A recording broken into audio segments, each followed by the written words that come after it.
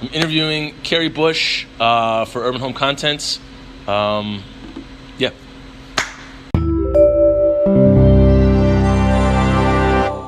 Okay, cool. Hello. Hi. Okay, so what I was when I was going into this, I was thinking of, well, tell us all about, being an AD, and that I don't necessarily know if that's the title you like to go by, or what is it that... I mean, I work as an assistant director. Okay. That's how I make my money.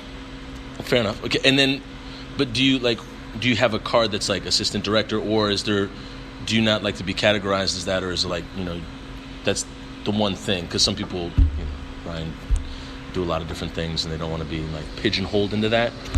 I mean, professionally, I work as an assistant director, and Mm-hmm. I produce, Okay. coordinate some things, but I would say overall, I am an assistant director. Okay. That's what I do. Although lately, I also have been saying I direct as well. Yeah. But I haven't gotten money for that yet. But then why?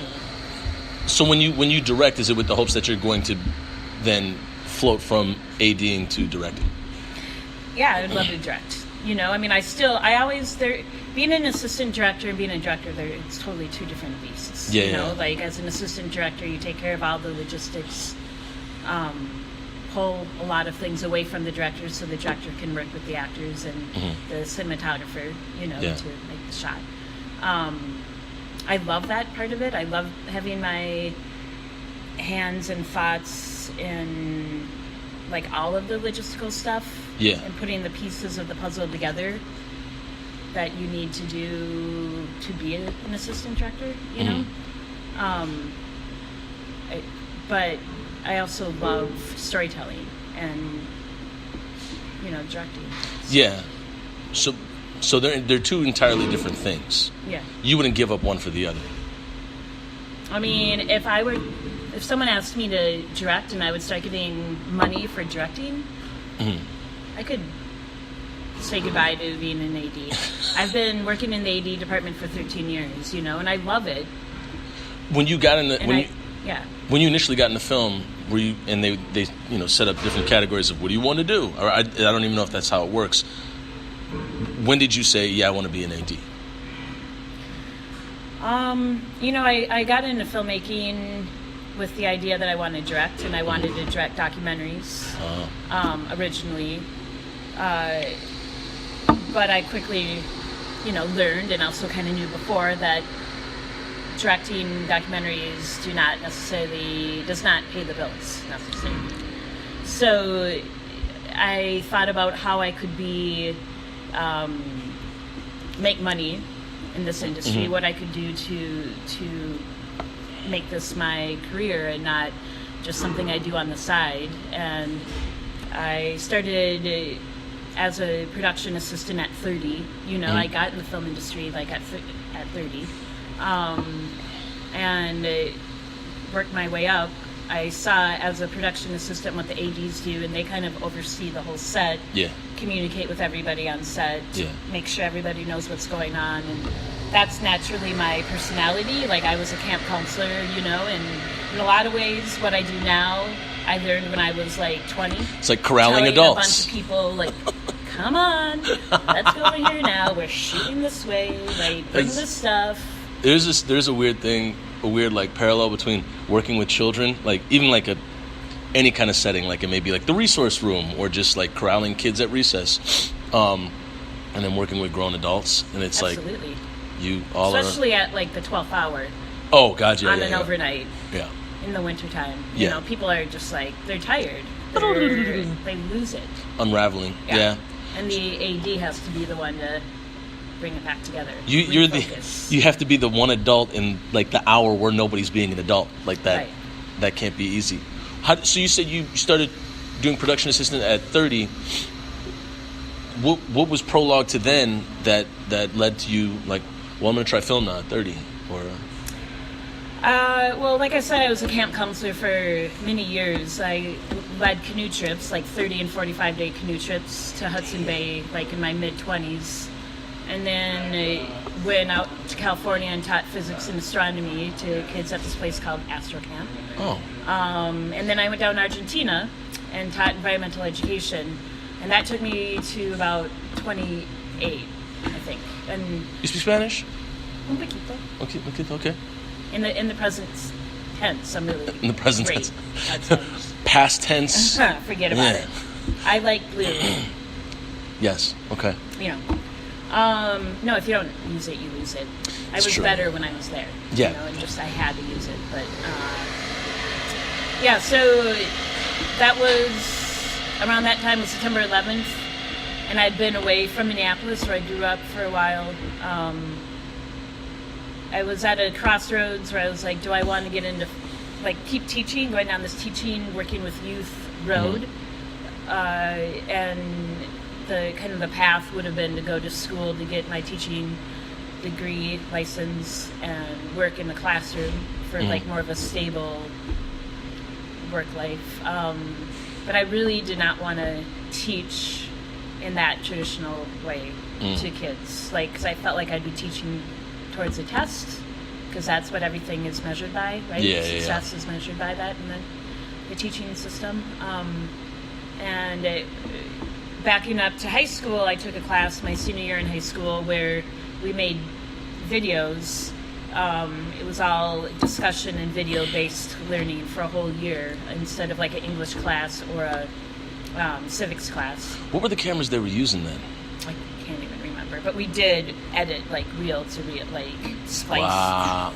I think we did that too for one class back at South, where we did the same thing. Some guy had like the board and you did the knobs, and they just frame by frame. It wasn't Humphrey. I wanted to get into Humphrey, but I didn't. Like most things in life, I showed up late.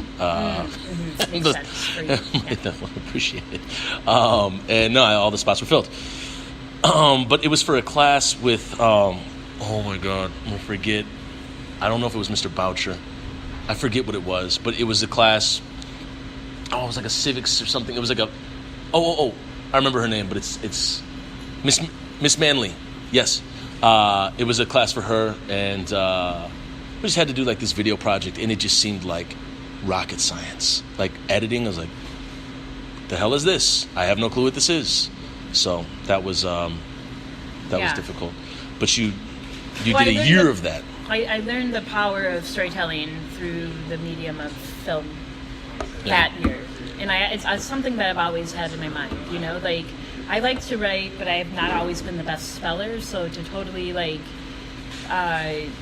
get my story out fluidly, you know, like I'd be blocked by words sometimes because I'm like, I know what I want to say. I don't know how to get that word on paper necessarily. You know that writers are some of the worst spellers like in the world. Right? Yeah, well, I would just sometimes be like, this is the word I mean. You know.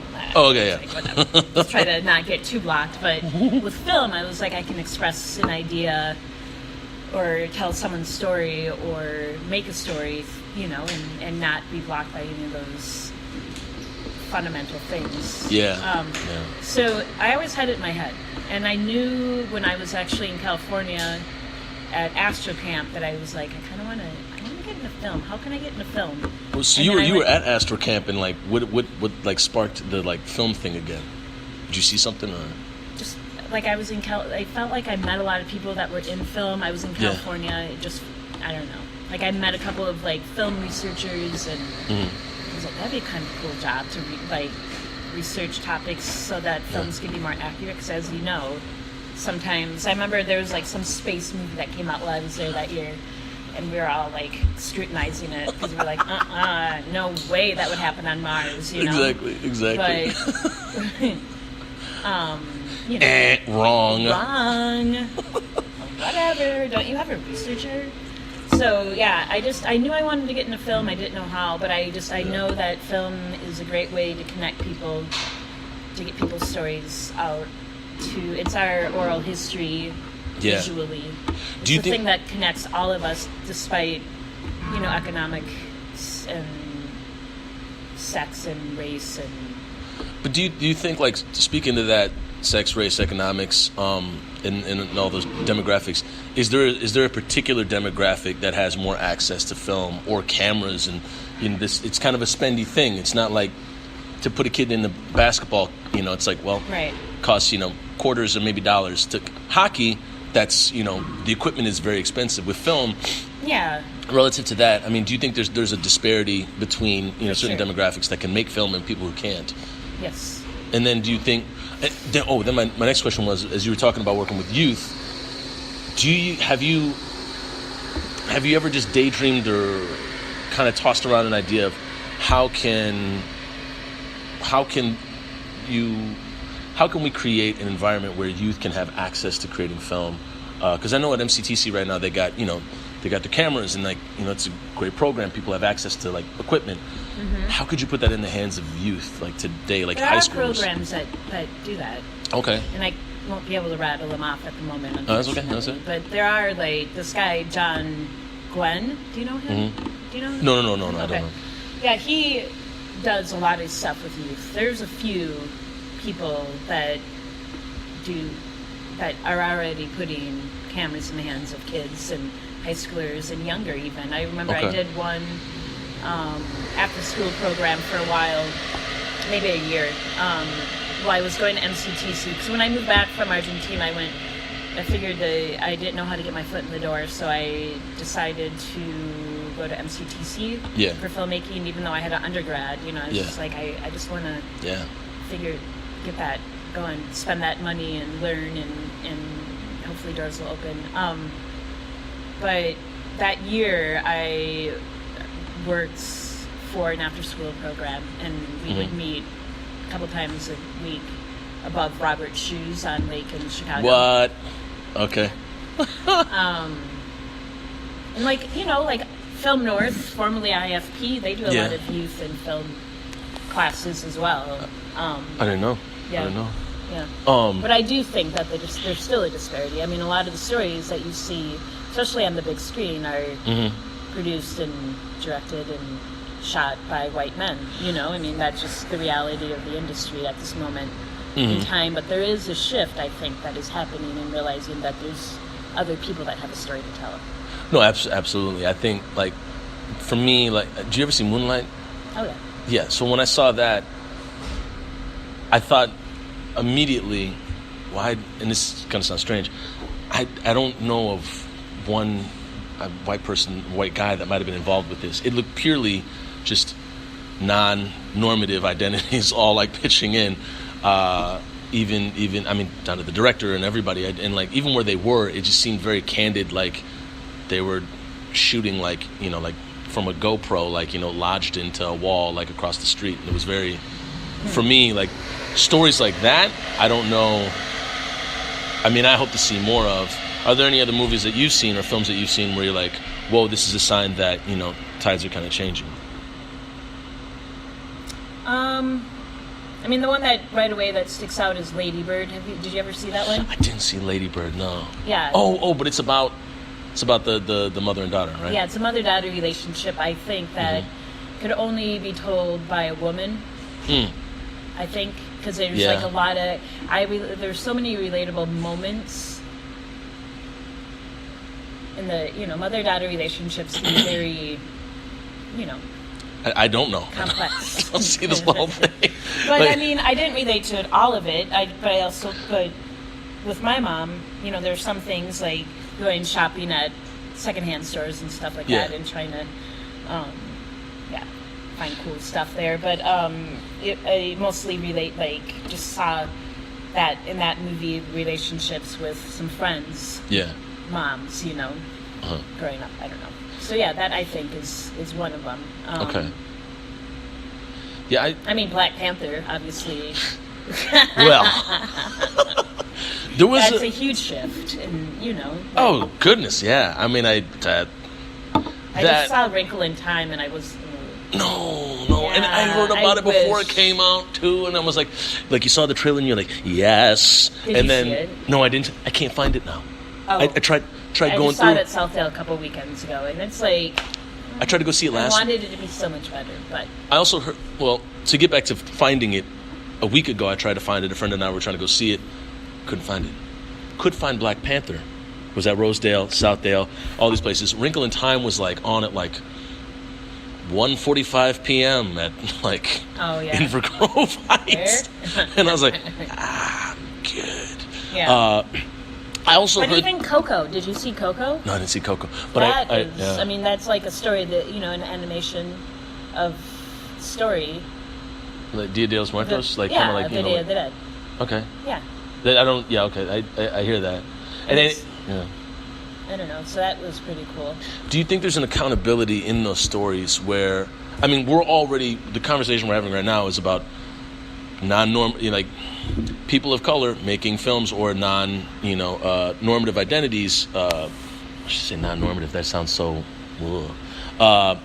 People of color making films that you wouldn't see otherwise. Do you think there's an accountability if one is writing for a lead female character? It's kind of got to be a female writer or a female director, or is it impossible for a man to, or somebody identifying as a man to write for characters that aren't him or outside their identity? I don't think it's not impossible for a man or someone identifying as a man to write for a woman, but I do think. I mean, for me, I've seen movies where I'm like, a man directed this. Like, this is a woman's story, a woman. Like, I do have that opinion, too. I just feel like, a woman knows a woman so much more than a man can. What was that one movie with Mel Gibson, like, What a Woman Wants, or something like that? It would behoove me to look up. I'm pretty sure it was a male director. But I'm not, but I mean, women can direct men, and it doesn't have to be the rule. It's like it's nice to have that option and not just the assumption that it's always going to be a male director. Because when I think about it, Kumail Nanjiani said, he had a great quote. He said, some of my favorite movies are written by white men that were stories about white men, and now they get to see stories written by an Indian man about an Indian man, or a Pakistani man about a Pakistani man written by a Pakistani man. He said, and it's easy, to recognize with the other, because I've been doing it my whole life. Right. And I thought that was profound, because if I look back at all the films, and if you look back at all the films that you've seen and you are beloved, like most of those are kind of by the same identity and same studio, and like obviously a very, very tragic hierarchy that kind of was exposed as of recent, with a lot of sexual assault and whatnot. It's kind of crazy to know that some of that was like affected. It's all from that same cauldron of maybe toxic masculinity and whatnot, or the same just normative like formulaic brew. Just kind of makes me sad sometimes. Yeah. Yeah, I think that there's a shift, though. I mean, I think that you're saying before about just the access of getting cameras in the hands of people that normally haven't had that access. I do think that that's happening more and more. It's a lot easier. People are, not that I think this is great, but like people are able to tell a story with a phone. Yeah, I was going to mention that too. Yeah. And it's like that, to some level, like, so, some of my friends' kids, and I get, they have privilege, but like, they're making their own YouTube videos and stuff like that. Like, it's around, it's easy to access it more than it ever has been before, just with digital and not film, Yeah. It's more consumer friendly, and I just hope to keep seeing a shift of getting it into people's hands that have not had it before. Yeah. Because, I mean, those stories need to be told. Exactly. And I feel like through storytelling comes more understanding, and especially if it's you're learning about a story or a people or whatever that you're not as familiar with. Yeah. You told a story about it. I think it was over a year ago. You had a short film. It was about based on a date. Oh yeah. Now, so what inspired you to write that script, and what was it called again? Icebreaker. Yeah. What inspired you to write that, and in doing that film, were you like, whoa, this is overwhelming, or this is really cool, or did you start to get like muses for like later on stories that you want to tell as well? Yeah. So again, I got into film to direct, and I co-directed a couple of films like years ago. Yeah. Before Icebreaker, Golden Hour was a short film that I co-directed with 2 other women. Yeah, I watched that at a coffee shop and I teared up at the end. Oh. Yeah, I was at Royal Grounds, looking like a crazy man, just crying at his laptop. Oh, well, I'm glad we could invoke that emotion. Yeah, right? that shit was fucking Film's sad, gotta make man. you feel something if it's good, right? Yeah, that was very sad. Yeah. But so it had been a couple years, 3 years, whatever. That was a long movie, the whole process, the edit. Yeah, man. But so it had been a few years, and it was like a cold January, winter. I don't even like to think about it because it's so nice out now, finally, after 6 months of being in the deep freeze. 10 days ago, it was like just to the gills. Not even 10, man, right? Like maybe 8, 7 or 8. Yeah, no, it's nuts. Yeah. Yeah, might be California time, Astro Camp again. Yeah, who knows? Was. Like how it would snow, and then these big trees would have all the snow, and the next day it'd be 50, and snow would just drop like 20 feet from these big pine trees. Oh, but my goodness. yeah, it's nice. I love it. Goodbye, snow. We're done with you. Yeah, very done.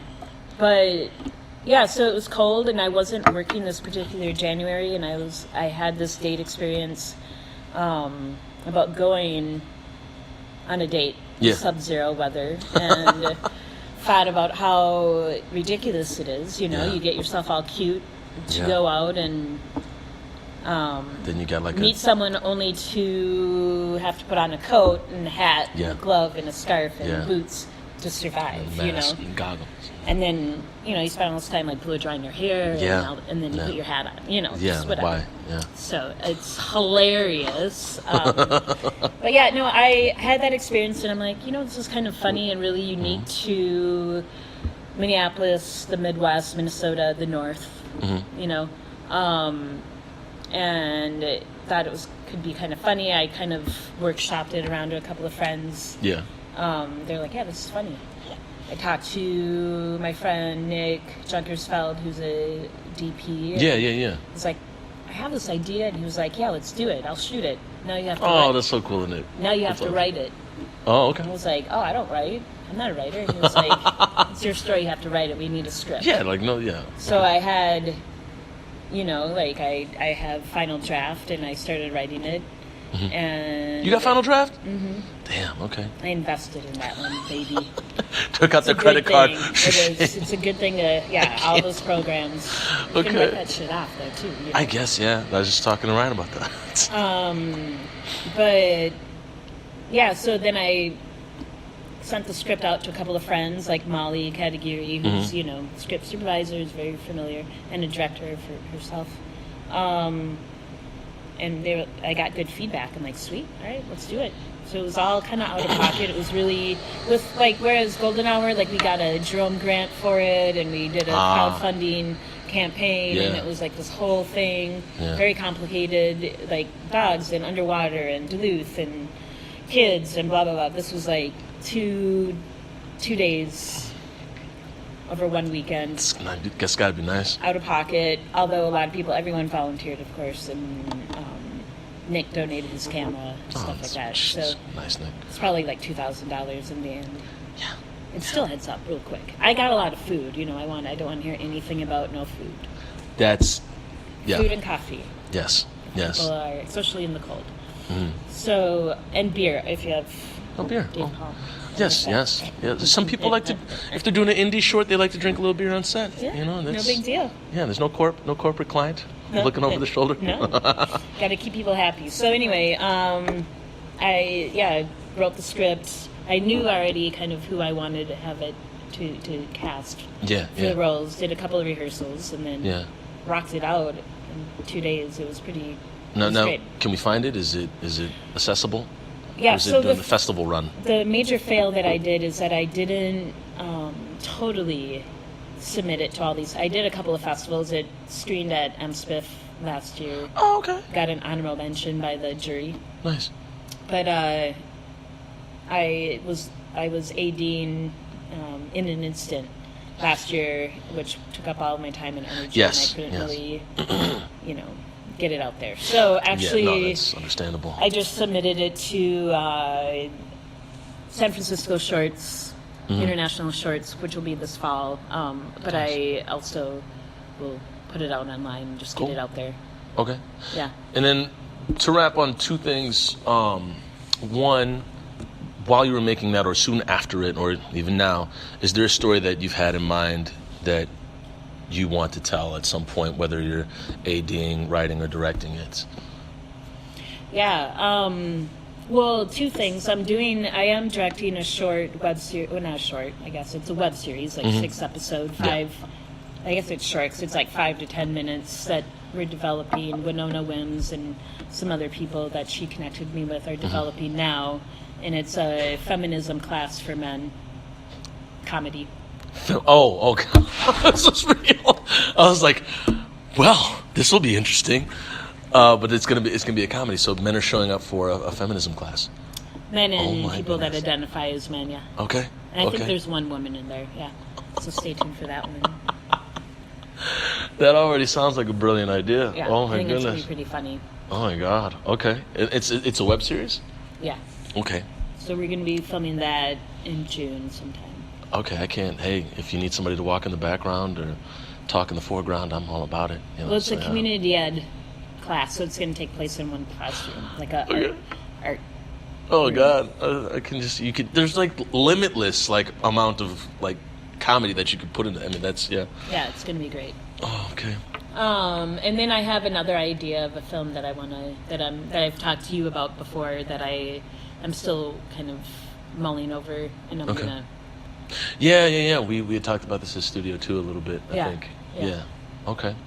And do you? But that one's kind of still percolating more than anything. Yeah, and I think with that I hear do you ever get overwhelmed by the thoughts of it, the muse of it, and you're like, I can't write all this down right now, Yeah, pretty much. Yeah. So do you write a little bit at a time, or you just okay? Yep. And I'm involved right now with this program at IFP North, which is called the Short Filmmakers Lab. And the idea is that there's a group of us that will help each other kind of at different stages of development or production or edit to give feedback to other people's projects. Okay. And so that's like a 6 month to a year kind of timeline on that one. And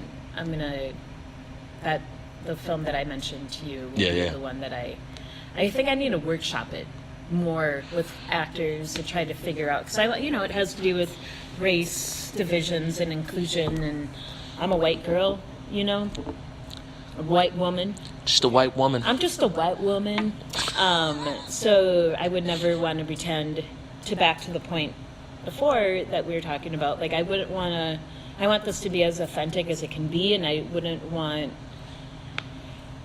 to assume what, I want the words, I want there to be realness in the words or the thoughts of other people. Yeah, and not just my assumptions of what people think or, I don't know. Yeah, and workshopping, I think, is priceless in that regard. When you hear somebody say something that you've written down, it's like, damn, nobody would say that in real life. Right. And it's like, Yeah. Well, yeah, no, I look forward to that as well, because I remember talking about it. Well, you're going to be a part of it. Okay, can't wait. Hey, can't wait. Yeah. Well, thank you so much for sitting and talking with me for a little bit and being on the other side of the camera. I know, it's so weird. I'm forgetting about this camera over here. Were you nervous? Or were you no. Yeah, maybe. A little bit at the beginning, but you're so soothing. Toussaint. Oh my God. Really have this presence of... Whenever I need my ego checked, I call you or I text you, and that's that, and it's checked. So yeah, thanks so much. Yep. Appreciate it. All right. Carrie Bush, ladies and gentlemen. All right.